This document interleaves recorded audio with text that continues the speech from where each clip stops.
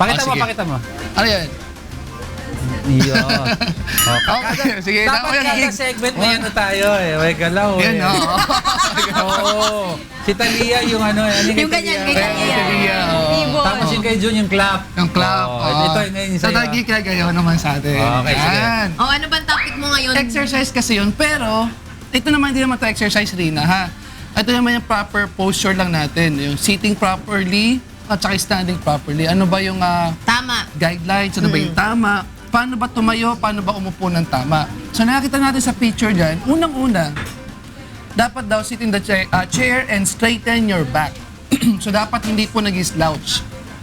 And hanggat maaari dapat, nakadikit yung likod nyo doon sa inyong Sinasandalan. sasandalan o sa upuan Ay, natin. Aris up to shoulders.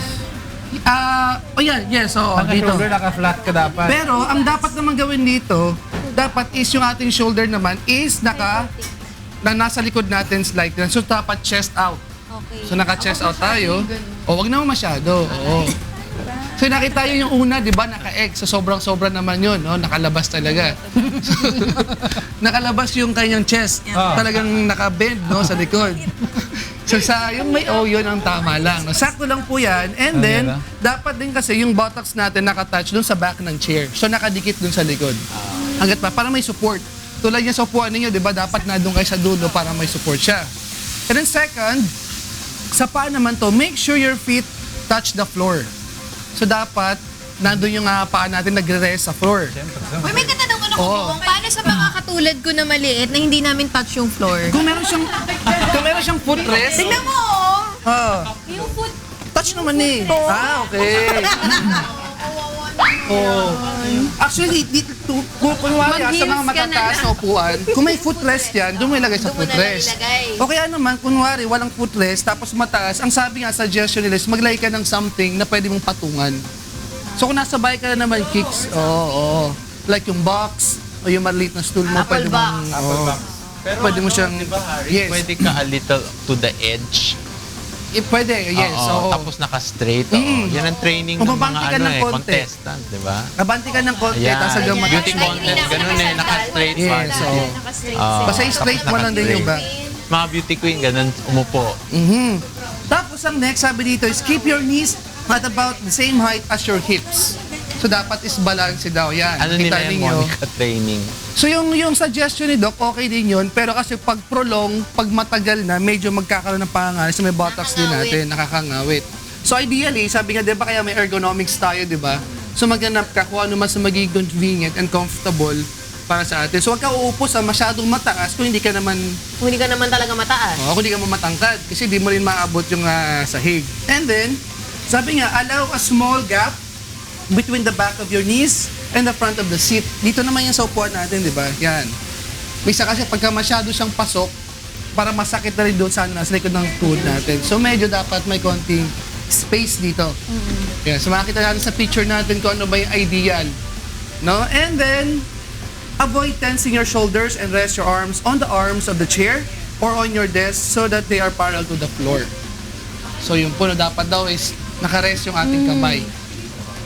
So yun, makikita yun po dyan sa ating picture. Okay, and of course, keep your body straight. Your torso and neck should remain in line vertically. And then your thighs should remain in a straight horizontal line and lower your legs should be vertical. Sabi nga nila, Rina, no? Diba sabi sa atin ni Doc Janice, yung pagko-cross leg is not ideal.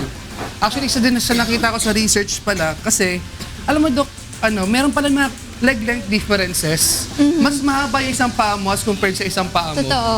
Kasi ano nangyari because of the wrong posture natin. And kapag nag-cross leg pala, that would cause na i-stretch yung ating bone and nawawala siya sa ball and socket. Kaya pag binalik mo siya, minsan hindi talaga nakakatch dun sa kanyang socket. Minsan nasa gilid lang. Kaya sa Dorn, yung ginagawa namin Dorn therapy, pinupush namin ulit pabalik dito yan. Para yung kayang ball bumalik doon sa socket niya. Yung proper posture nakakatulong din siya para makapag-isip ka daw ng maayos, Yes, 'di ba? Para mas maganda daw yung thinking mo. Kasi pag lagi ka naka-slouch, usually inaantok ka. Yun lagi Yes, yun eh. Parang Sabi mo, pati yung relax. pag-iisip mo, ganun din. Nawawala yung thoughts mo, ganun. And also, kapag di ka rin comfortable sa position mo, hindi ka rin makakapag-isip Ay, din ng yung blood maayos. flow eh. blood Blood flow, yes. eh. So, kapag naiipit, di rin maganda, and then that would cause numbness din afterwards. Ito naman, para naman sa standing. Pag nakatayo naman tayo sa standing palis, meron tayo palang dapat sundin. Avoid slouching again. So, una-una, avoid slouching. So, nakita natin sa pictures natin. Naku, o sa ako pa picture, may naman naging yan. slouch. So, straighten your back and pull your shoulders back to your legs, torso, and neck. So, dapat po naka-straight, chest out din po tayo, then stomach in po tayo. Pero, dapat pala rito yung ating pong, yung ating pressure, yung ating weight, dapat pala is nandoon sa ating in between sa balls of your feet. So, nasaan yun? The portion of the Kala ko. foot between the toes Buti and the pa arch narinig. recommended yan ng mga American Chiropractic Association. So, dapat pala nandito sa gitna. Yung ating pressure, okay, ating body weight. Yung third picture, no? If you have thoracoscoliosis or scoliosis, no? You will get more curvature. Yes. Yung naka-slouch ng ganon, no? Oh. So you have to train them to be Straight. straight body. Kung hindi, pag may scoliosis ka na, Mas you lalo get ano yun, more Doc, no? curvature. Yes. Ano siya lalo? Nakakatulong ba yung pagsusuot ng mga neck, yung support. mga brace, yung Braces, shoulder yes, braces, oo. 'di ba? That's Kasi a kay conservat- putik ako eh, ganun That's a din ako. conservative way of realigning. body form. Oo, di ba? Kasi pag naka-slouch ka, pwede maapektuhan yung cervical area mo. Oo. Pero sa second picture naman, Oo, tingnan mo. Parang pato. bibe. O, parang bibe. bibe. Parang bibe naman yan. Tapos yung sa una naman, masyado naman naka-forward. Diba? Hindi naman maganda rin tignan yan. Yung pangatlo, naka-slouch naman. Yung pangapat naman, yung kayang cervical naman ang ang problema. And then, yung pinakamaganda rito is yung ating nasa dulo, which is the good posture.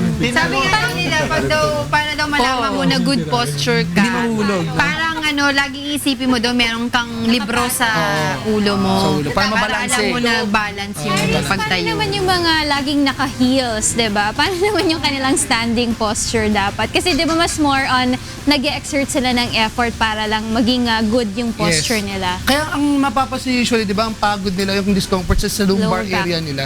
Oo. Kasi they keep to balance lagi. And then pati yung kanilang gastrocnemius din. Yeah. Kaya yung mga lagi naka-heels, ang lalaki ng mga gastrocnemius nila. Or maybe naman nag-exercise naman din di ba? So, dahil nga kailangan nila yon at sinusuot nila, so magkakaroon talaga ng compromises. Pero, ideally, kung di naman sila, after nila maglakad-lakad, mas maganda, i-rest talaga nila yung Flats. paa nila. O mag-flat sila. So, yun yung ating healthy lifestyle. So, sa ating healthy lifestyle naman, di naman lagi pagkain din. So, pati yung posture po natin, pag-upo at pagtayo, dapat po maging conscious po tayo. Kasi sa simpleng pag-upo at pagtayo po natin, pwede maapektuhan yung kondisyon ng ating katawan. Yeah.